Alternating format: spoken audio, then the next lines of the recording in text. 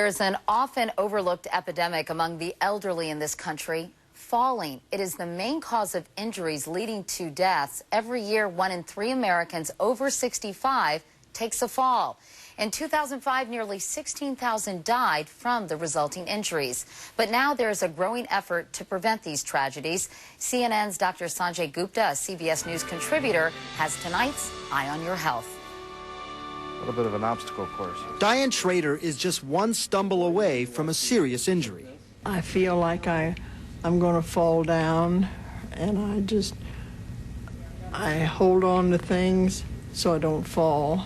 Since she started having balance problems a year and a half ago, Diane broke her wrist falling in her backyard and admits to falling several more times in her home. I hit the floor, and then my head hit the washer. That fear of falling has made Diane a prisoner in her own home. Is it an embarrassing situation? Or? Well, it's kind of embarrassing, yeah, because I know that a lot of people are saying, look at that drunk old lady.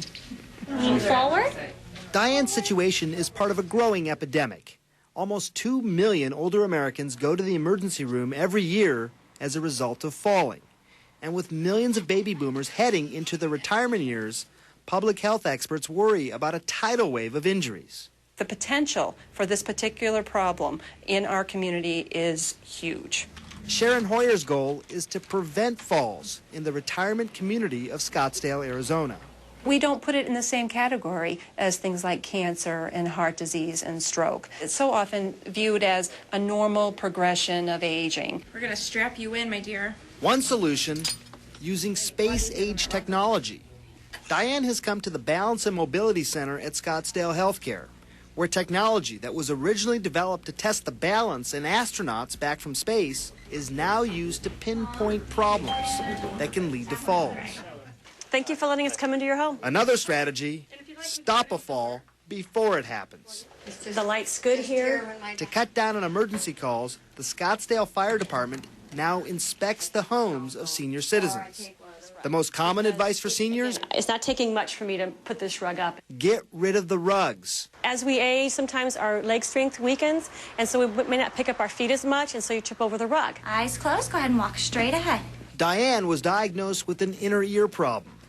The hope is that with exercise and therapy, she can improve her balance and her quality of life. For a year and a half, I've been stumbling around.